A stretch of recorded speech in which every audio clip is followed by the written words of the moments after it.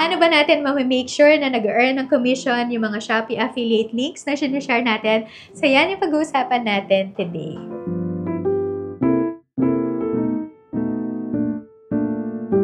Hi everyone, it's Amy Grace and welcome back to my channel. So kung kayo ay naghahanap ng mga side hustles na pwede nyong gawin at kumita habang nasa bahay, especially kung kayo ay mga stay-at-home moms or kaya ay mga homeschooling moms na kagaya ko, naghahanap ng side hustle or ways to earn para kumita din at makapag-contribute sa ating finances, sa ating family's finances. So meron akong playlist ng mga side hustles na ginagawa ko at nagwo-work din at kumikita din ako habang nasa bahay. So lalagay ko yung mga video links nun down in the description box. So today nga, ang pag-uusapan natin ay paano ba tayo or paano natin ma-make sure na kumikita ng commission yung mga sinishare natin ng mga Shopee affiliate links. So now na na-approve na tayo sa ating Shopee application or Shopee affiliate application at na-approve na din yung ating payment and tax information, the next thing to do is to share as many Shopee affiliate links as we want sa ating mga social media platforms para tayo ay kumita ng commission. So, pero paano ba natin ma-make sure na tama yung affiliate links na sinishare natin? So, yung step number 1 ay i-open natin yung ating mga Shopee app. So, dyan sa Shopee app nyo, sa pinaka-bottom ay meron kayo dyang makikita na home, mail, live, video, notifications, and me. So, ang i-click nyo lang dito ay yung me.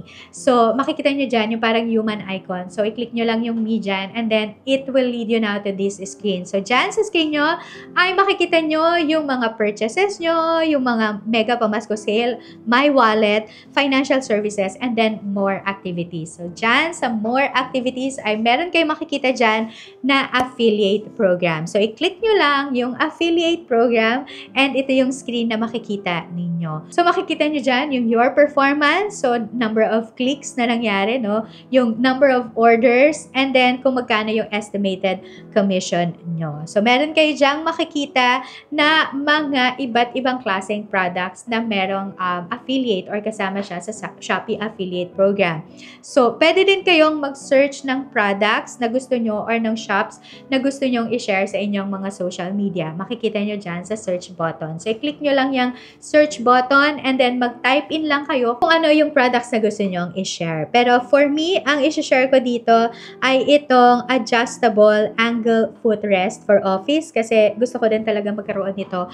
Gusto ko din i-try kung okay ba siya. So, pag nabili ko na to at na-try ko na ito, ang gagawin ko ay mag-share ako sa aking social media nitong product na to and then i-share ko yung affiliate link. So, i-click nyo lang yung particular product na yan and then it will lead you now to this screen. Diyan sa screen nyo ay makikita nyo dyan yung commission. So, dyan sa commission ay meron dyang mga channel type, seller commission, and then Shopee commission.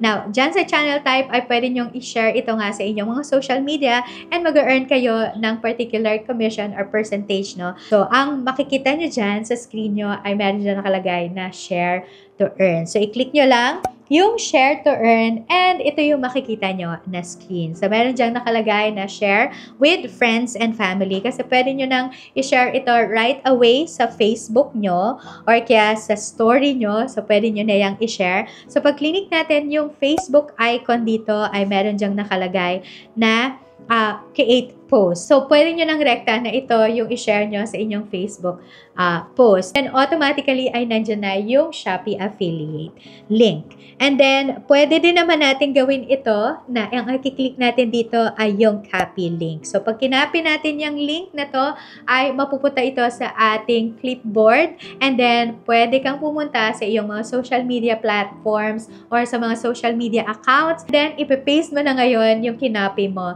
na link. So, ano ba yung itsura ng Shopee affiliate link? So, lalagay ko sa screen nyo yung itsura nito.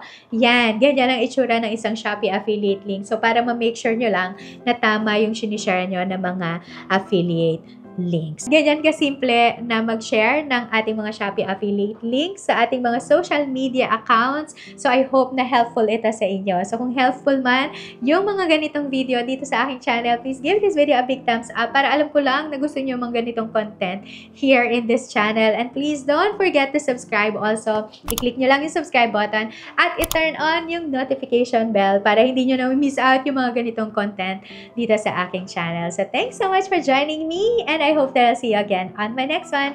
God bless everyone, and I will see you around. Bye!